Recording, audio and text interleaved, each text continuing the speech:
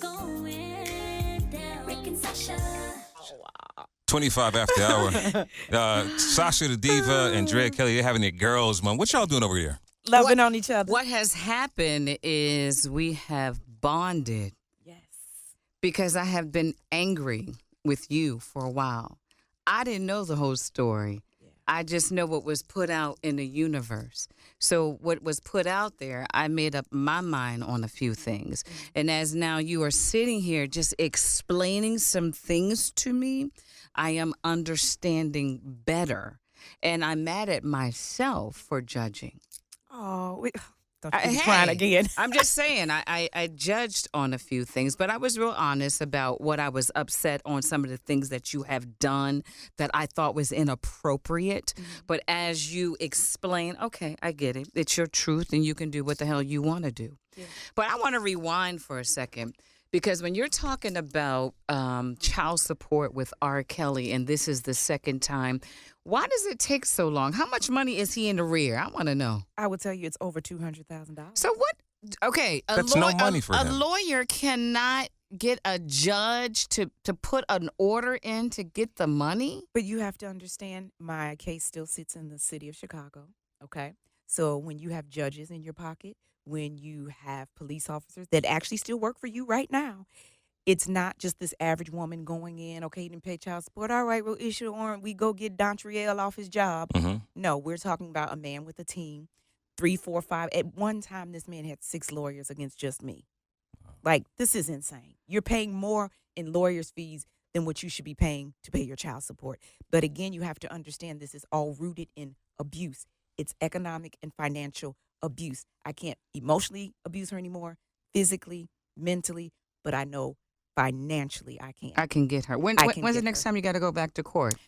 We don't have another date until February 9th, I believe. God, that's a couple weeks away. Yeah. We need groceries. We got to pay the gas and electric bill. Yeah. We need gas for the car. You know, and it's funny because my daughter, my middle daughter, she actually just put out some music. Okay. And in it, there's a quote in her song that she says, how is it you can show up for award shows, but you can't show up for court? Wow. How is it you can take your whole shopping, but not pay your child support? Do you think he should go to jail? He should. Okay, so he should spend time for the rest of his life. And he needs a psychiatric evaluation. Okay. He needs mental help. And the darkness that man is in, it's going to take the act of God and 10 other people. Do you think he should go to jail for the rest of his life?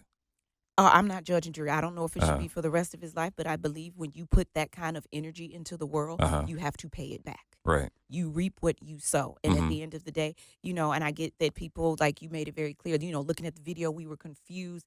And again, I just want to take a minute to my other survivors. If any way I confused you or in any way you felt, as a real survivor, would she say that? Yes. What you need to understand too, 70% of women who have been abused recant their stories. Mm-hmm. Right. So that means even when the police come to your house and you're covered in blood and you have your abuser sitting right there, she'll say, true. I fell down the stairs. That's very true. So please have the same grace that you have for a woman who will recant her story. Have that same grace for Drea, who in that 2-year period long ago, I was not living as a survivor. I was not living as an advocate. I'm still in my victim space. Mm-hmm. But then it gets to a point where you're like, enough is enough. I'm going to stand up for myself, stand up for my children.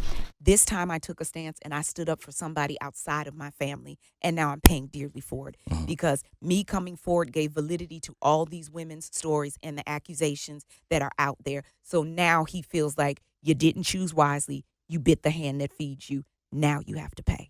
So when we look at some of the signs of abuse, one is your partner tells you that you can never do anything right. They don't allow you to do anything. Sound all familiar to you? Oh, yes. He would get upset if the milk was too cold one day. And then if I'm thinking, okay, it's not, then it wasn't cold enough the next day. From things that I wore, like I'm a petite woman. I was wearing clothes 3 and 4, 5 sizes big. I'm a 0. He had me buying clothes in like a 7 because he wanted me to be covered up. I can only show my body to him. Right. Did he do things sexually crazy with you? Or? I'm not going to speak about that. That is so dark that is something I'm saving in my book. But I will tell you this.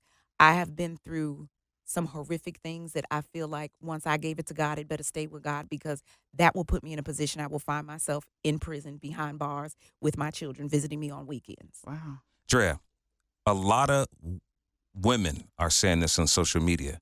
She knew what was going on. She knew that those young girls were there, because was it the video when you said, or someone said, that you had the knock to say, "Can I come into the house?" Actually, it was Sparkle. Right. And Oh, it it's wasn't Sparkle. for me Right, coming right, into right. my house. Yeah, explain that, it please. was for me coming out. Yes, Of he's the very room. controlling. Like the stories you hear about having to ask for permission to eat are very real, very true. So were you locked in, or you just had to literally knock on the door? Let's make one thing clear, and I'm glad that you brought that up, because Okay. people think physically locked in, like they're all saying, well, these girls weren't like, it wasn't like he had the door locked. When you are mentally in bondage, Right. you don't have to physically lock a door on me. All you have to do is make me scared enough to touch that doorknob, and I did it once and paid for it dearly.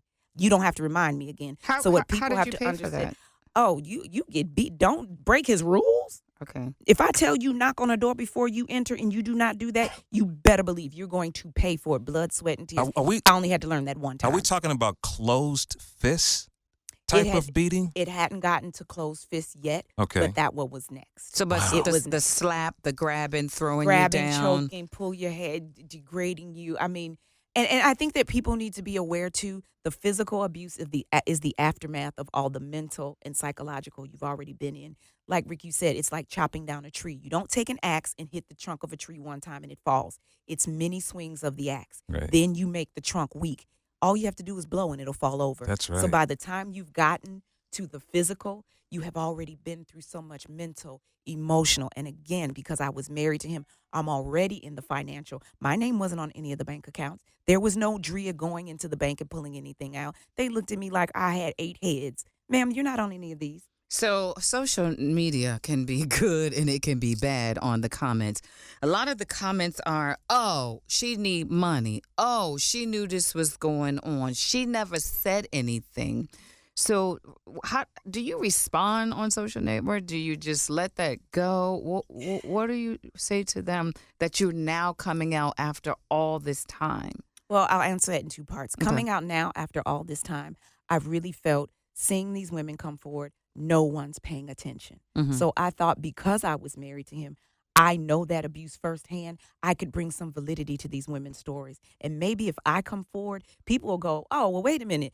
This is over a decade, and these women all have the same stories as Drea. We need to pay attention. But again, we're women of color in America. We come last on the totem pole, because you better believe if he was married to me and my name was Amber Lynn, it wouldn't have took him 30 years. It wouldn't have took him 10 years. It would have been one day, and we would have been done with this. So let's be real about that. Secondarily to that, when you're in it, it is so hard to even get up every day and figure out, where am I? Mm-hmm. Who am I? How did I get here? Then add being a mother on top of it. You push and you grab for that strength for your children, because you're their superhero.